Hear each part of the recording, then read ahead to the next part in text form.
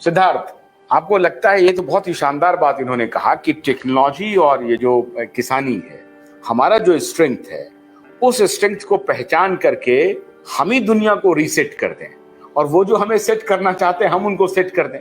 मतलब हम अपने स्ट्रेंथ को उनके ऊपर थोप दें और वो मजबूर हो जाएं हमारा मार्केट बनने के लिए। हम जो उनका मार्केट बन रहे हैं, तो हमारी दोनों तरफ की कोशिश होनी चाहिए कि उनका जहां जहां हम मार्केट हैं उस दिशा में हम अपना रिसर्च इनोवेशन करें और हम अपने आप को ताकतवर बनाएं, एक। और दूसरा, जो ऑलरेडी जिसमें हमारी ताकत है बनी हुई, उसको उनके ऊपर थोपने की कोशिश करें, और वही असली ग्रेट रीसेट होगा, वो न्यू वर्ल्ड ऑर्डर होगा। आशुतोष, जो आपने कहा, यही डर अमेरिका का है। सबसे बड़ा जो डर है वो यही है, क्योंकि आज की दुनिया में अगर इंटरनेट की बात करें, इंटरनेट से बेहतर इक्वलाइजर कोई नहीं, क्योंकि तमाम चीजें, अगर आप गांव में बैठे हुए हैं, बहुत बढ़िया जो है तबला बजाते हैं, तो आपको जाकिर हुसैन नहीं याद आएंगे, आप तबला बजाने लगे। मैथिली ठाकुर, छोटा सा एग्जाम्पल हम दें, उसको अब किसी प्लेटफॉर्म की जरूरत नहीं है, वो अच्छा गाती है, आगे बढ़े। तमाम ऐसे लोग हैं जिनके हुनर हैं जो दुनिया को चमत्कृत करेंगे। और बिल्कुल सही प्रकाश जी ने कहा कि भाई यहाँ पर क्या है कि जब हमारी भाषा अगर हम देख लें, हर जगह पर अगर आप जाएंगे, हर जगह 10-10 किलोमीटर पे भाषा बदल जाती है, बोलने का अंदाज बदल जाता है, तरीके बदल जाते हैं, रिचुअल्स अलग अलग हैं, कल्चर अलग अलग हैं, लेकिन यही हमारी ताकत है, सबसे बड़ी ताकत। और अगर आप खान पान अलग अलग, खान पान है, वाद्य यंत्र आप ले लीजिए, तो वो सारी चीजें वाकई दुनिया के लिए रिसेट है, क्योंकि अगर दुनिया फैसिनेट करेगी, हमारे लिए असेट है, और दुनिया को हम रिसेट कर सकते हैं उससे। और एक चीज नहीं है, आप आज भी अगर भारतीय शास्त्रीय संगीत की बात करें तो मंत्रमुग्ध होकर लोग सुनते हैं। पहले क्या था कि भाई आपको मौका मिलेगा तभी आप आओगे। ऐसी तमाम चीजें हैं, ऐसा कोई दुनिया में खाद्य पदार्थ नहीं है जो भारत में उगता ना हो। अन्न की इतनी ज्यादा वैरायटी है कि आप अगर सही तरीके से इस्तेमाल करें तो आप एक अलग तरीके से दुनिया को रास्ता दिखा सकते हैं। मिलेट के लिए भी बोल रहे हैं प्रधानमंत्री, मोटा अनाज ले लीजिए, सारा का सारा, और सारे मौसम है भारत, सारे मौसम है। दुनिया का कोई ऐसा देश नहीं है जहां पर जितने मौसम इंडिया के अंदर हैं उतने मौसम हो। आप किसी को उठा लीजिए, XYZ कोई देश जिसको आप समझ रहे हो कि भारत की बराबरी कर सके। तो ये सारी चीजें पश्चिमी देशों को पता है, उनको मालूम है कि हमको किन दरारों में जो है तेल डालना है, उनको पता है ये आपस में लड़ेंगे तो हमारा फायदा है, उनको पता है कि अगर संघर्ष बना रहेगा पाकिस्तान और इंडिया का तो हमारा फायदा है, उनको पता है चाइना और इंडिया का विवाद बना रहेगा तो हमारा फायदा है। तो वो कभी नहीं चाहते हैं कि यहाँ पर सोल्यूशन मिले। आप एक दूसरे से लड़िए और मजे से लड़िए, कोई उसमें उनको परेशानी नहीं है। वो बयान जारी करेंगे, चीजें अलग डायरेक्शन में ले जाएंगे, आपको भड़काने की कोशिश करेंगे, जैसा कि अंग्रेजों ने किया था। अंग्रेजों ने जब देश को छोड़ा तो सारी रियासतों को एक साथ छोड़ दिया कि सब आजाद हो, अपने अपने हिसाब से आप तय कर लो, ये भारत में रहना, पाकिस्तान में रहना या आजाद रहना है। ये क्या था? ये वही खेल था जो उन्होंने दुनिया में हर जगह खेला, उन्होंने हर जगह खेला। डिवाइड एंड रूल आज का नहीं है, ये इन्होंने लंबे समय से खेलने का काम चल रहा है, और ये पश्चिमी ताकतें आज भी वैसा कर रही है।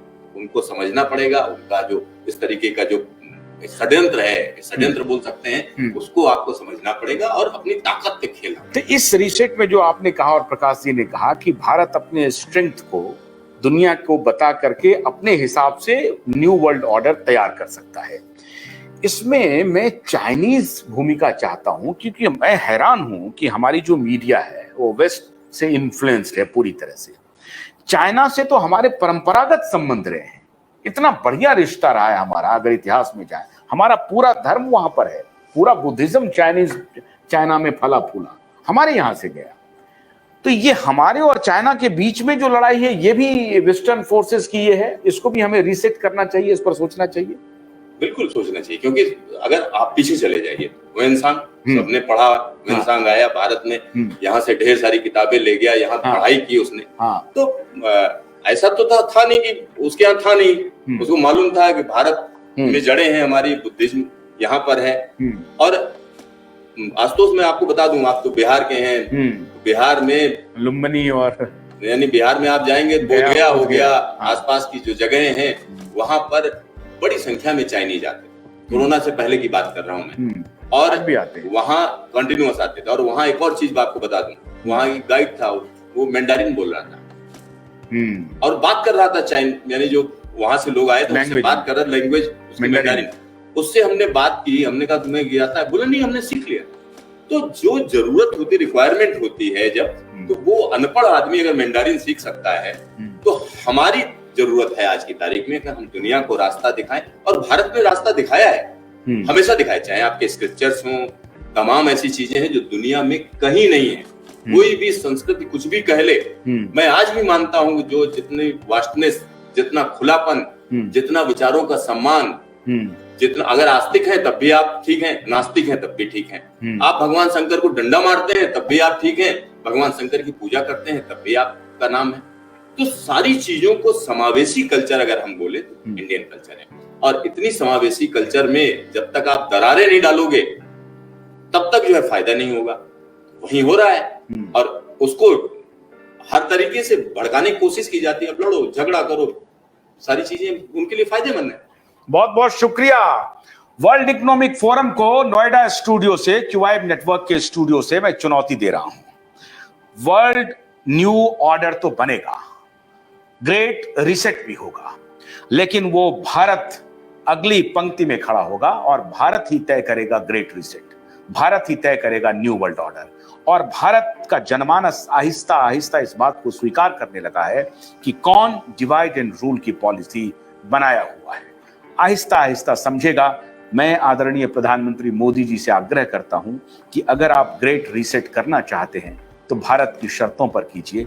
अपने स्वास्थ्य मंत्री को बोलिए कि वो न्यू वर्ल्ड ऑर्डर और वर्ल्ड इकोनॉमिक फोरम की भाषा ना बोलें, बल्कि भारत की भाषा बोलें और कहें कि भारत लीड करेगा फ्रॉम द फ्रंट।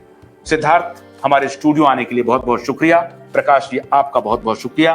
कल रात 9 बजे हमारी आपसे फिर मुलाकात होगी, तब तक के लिए आशुतोष को दीजिए। नमस्कार।